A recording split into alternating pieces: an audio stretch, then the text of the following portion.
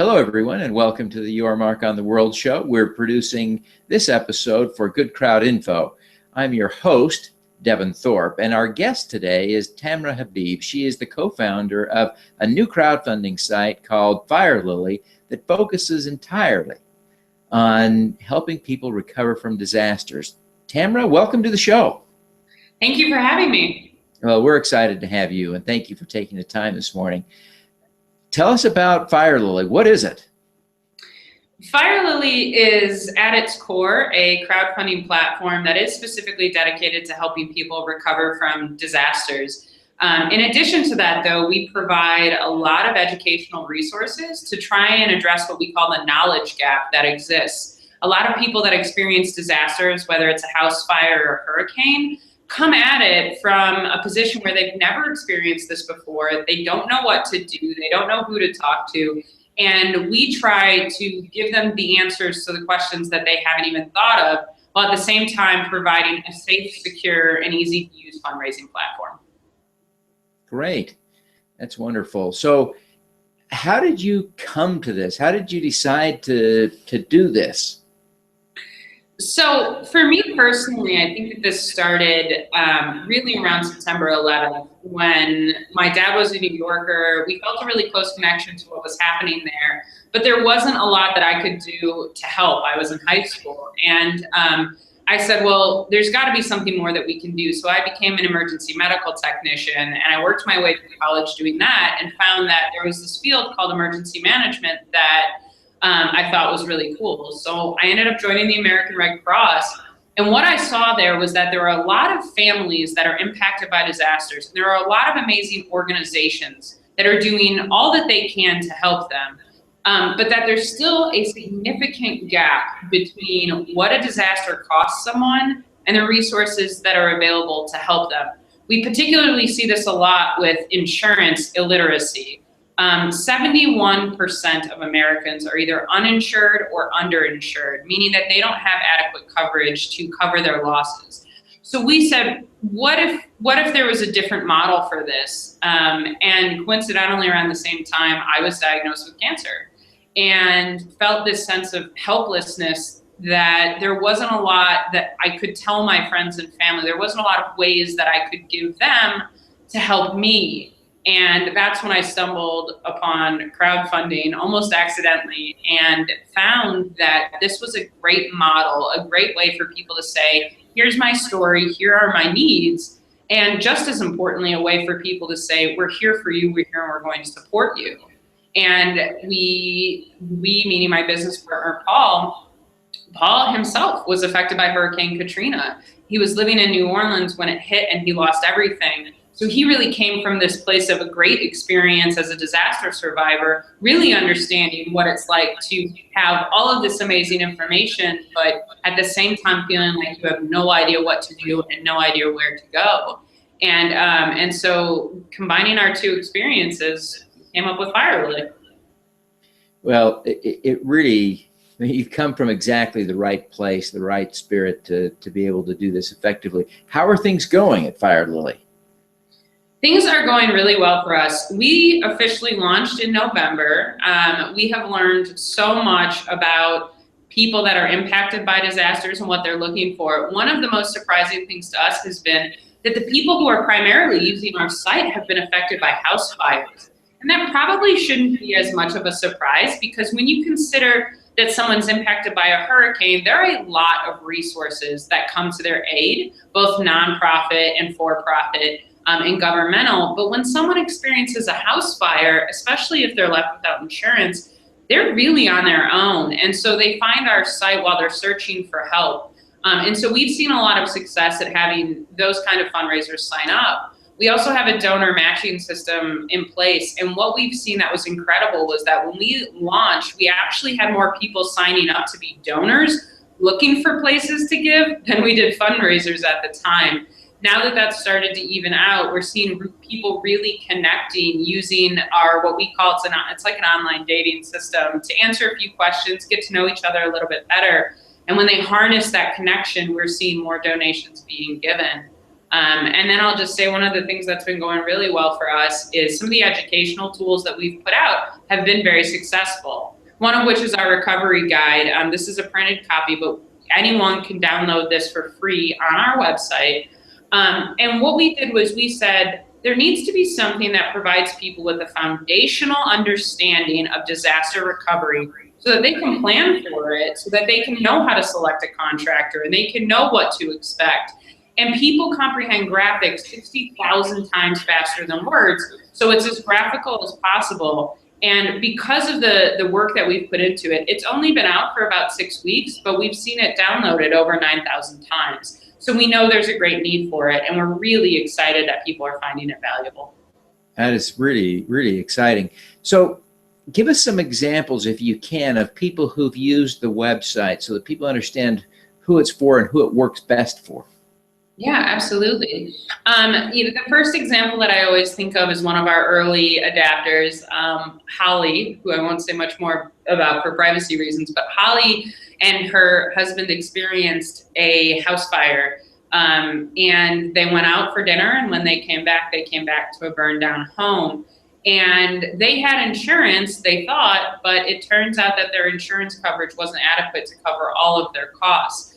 And so they came to FireLily, and I've spent a lot of time talking with Holly, and they started fundraising, and we're fairly successful at having their friends and family support them. And one of the things that I love about that story is that Holly said to us that she really felt that there was no place to turn to and that there was no one there to help. And then all of a sudden she stumbled on our site and really felt that we had her back, that we really understood what she was going through. And I think that that's who we are for people that are looking for assistance. We understand. We've been there, literally. We've been in the field helping others. We've experienced it ourselves. And we know what it's like to feel completely lost. And we just want to be the people that can help you feel stable and adjusted and get you moving forward on that road to recovery.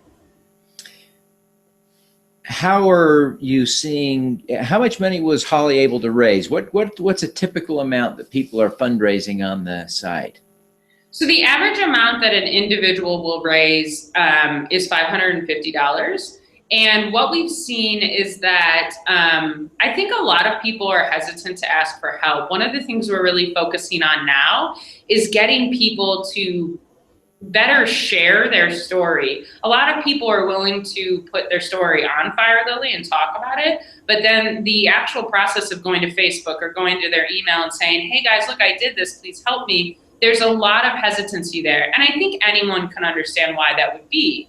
We live in a society where asking for help, even when what happened to you was completely out of your control, is very intimidating. And so what we're doing now is trying to incorporate more sharing tools into the site to help them do that. But we see people raise upwards, it depends on their goal. The average goal that we see is probably $2,000 to $3,000.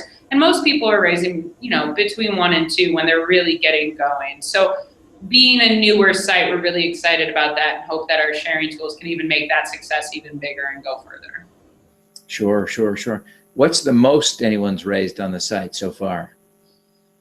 I'd have to go and look it up, to be honest. Okay.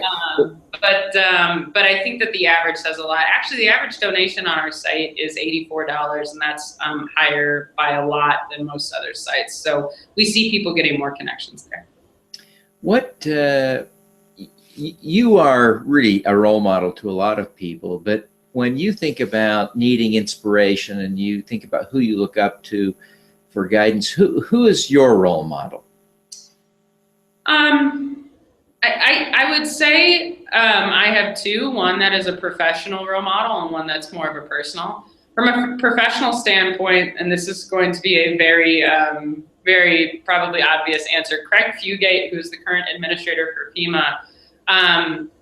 Craig Fugate, when he came into his position in 2009, he really brought social media into FEMA and said, this is a better way for us to do things. He started putting up his own training videos, and he started trying to combine technology with the world of emergency management.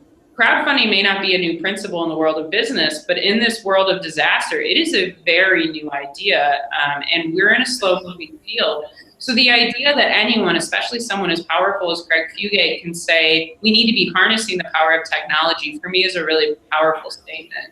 And on a personal level, I have to say it's probably my sister, Ilana. She is someone who's so dedicated to helping others, but more than anything about her, she's probably the person I know who's consistently working on herself all the time. And I think that you know, our purpose into life is really to make ourselves the best that we can be. And I always look at her, and she's just always working to make herself and make everyone around her be better. And she's living in Anchorage, Alaska now, so I don't get to see her very often, but I couldn't have asked for a better big sister in terms of really looking at those things and really, really giving me someone to admire and follow. Oh, that's great. Really, really wonderful examples. Now, you talked a little bit about how you came to be doing what you're doing. I wonder if we ask you the simple question, why do you do this, if you feel like you've already answered that question? You know, I wish that I could give a great answer for that. I feel internally driven. It's probably a little cliche, but I believe that there are times in life when you feel that things are right and that you should go after them and you can't explain it. And helping people has always been like that for me. And I've just sat across the table from so many people who felt that there was nowhere to turn. And this idea that through FireLily, we can give them a place to go to get the answers that they need. And the personal connection that I have with a lot of these fundraisers who I still talk to all the time, I think that's why I do it. And it's a funny thing, I think when you're a woman leading a tech company, sometimes the reasons that you get into something, you know, I got into this because I really enjoy working with people impacted by disasters.